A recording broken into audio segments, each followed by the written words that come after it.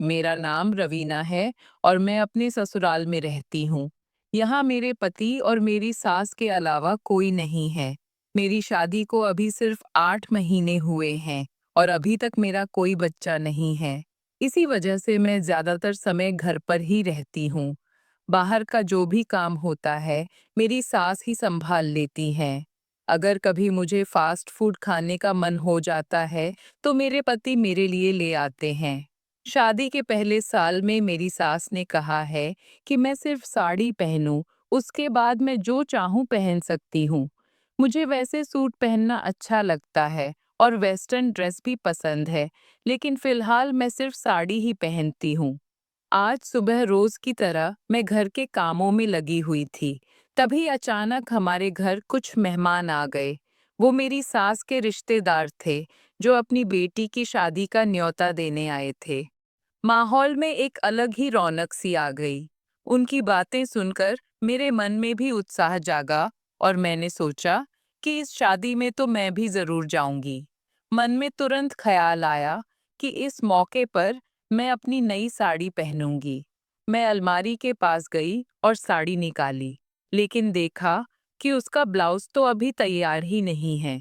मैं तुरंत सासू माँ के पास गई और कहा, मम्मी जी, इस साड़ी का ब्लाउज तो बना ही नहीं है। उन्होंने मुस्कुराते हुए कहा, कोई बात नहीं बहू, आज मैं मास्टर जी को बुला लेती हूँ, तुम उनसे सिलवा लेना।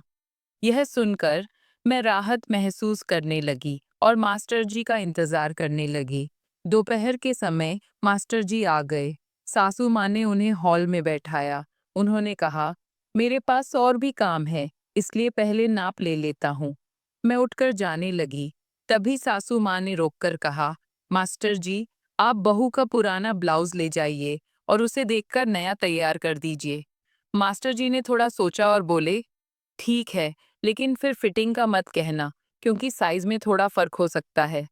मैंने तुरंत कहा, नहीं मम्मी जी, नाप ही ले लीजिए, वरना फिटिंग में दिक्कत हो जाएगी। सासू माँ ने मुस्कुराते हुए कहा, ठीक है बहू, जैसा तुम चाहो। मैं मास्टर जी के पास गई और उन्होंने ध्यान से धीरे धीरे मेरा नाप लिया। नाप लेते समय वो हर माप को बड़े धैर्य से नोट कर रहे थे।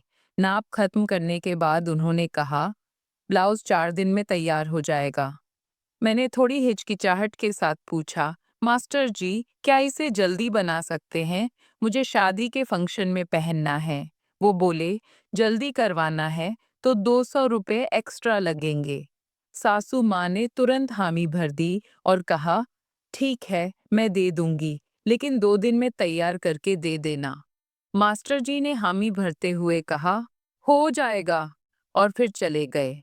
उनके जाने के बाद सासू माँ ने हल्की मुस्कान के साथ कहा, बहू, तुम्हें तो बहुत जल्दी थी नाप देने की।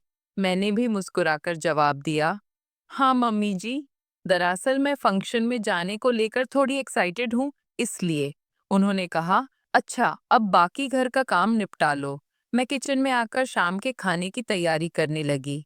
बर्तन की आवाज, गैस पर चढ़ी सब्जियों की खुशबू और खिड़की से आती ठंडी हवा से घर का माहौल और भी सुकून भरा लगने लगा। धीरे धीरे शाम हो गई और मेरे पति ऑफिस से लौट आए। उनके आने से घर में एक अलग ही ऊर्जा आ गई। हम सब ने साथ बैठकर डिनर शुरू किया। डिनर के दौरान सासू माँ ने उन्हें रिश्तेदार के फंक्शन के बारे में बता दिया। उन्होंने मुस्कुराते हुए कहा, अच्छा है, उसी बहाने रवीना घर से बाहर तो निकलेगी। उनकी यह बात सुनकर मेरी हंसी छूट गई। सासू माँ ने मुझे हल्के से घूरा और कहा, मैं अपने कमरे में जा रही हूँ। उनके जाने के बाद मैंने पति से कहा, आप भी ना कुछ भी बोल देते हैं। वो हंसते हुए बोले, कम से कम तुम्हारे चेहरे पर मुस्कान तो आई।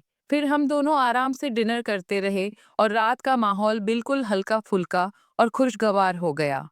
तो दोस्तों, अगर आपको ये कहानी ज़रा सी भी अच्छी लगी, तो अनवी टॉक्स को सब्सक्राइब करें और वीडियो पर कमेंट्स करके अपनी राय ज़रूर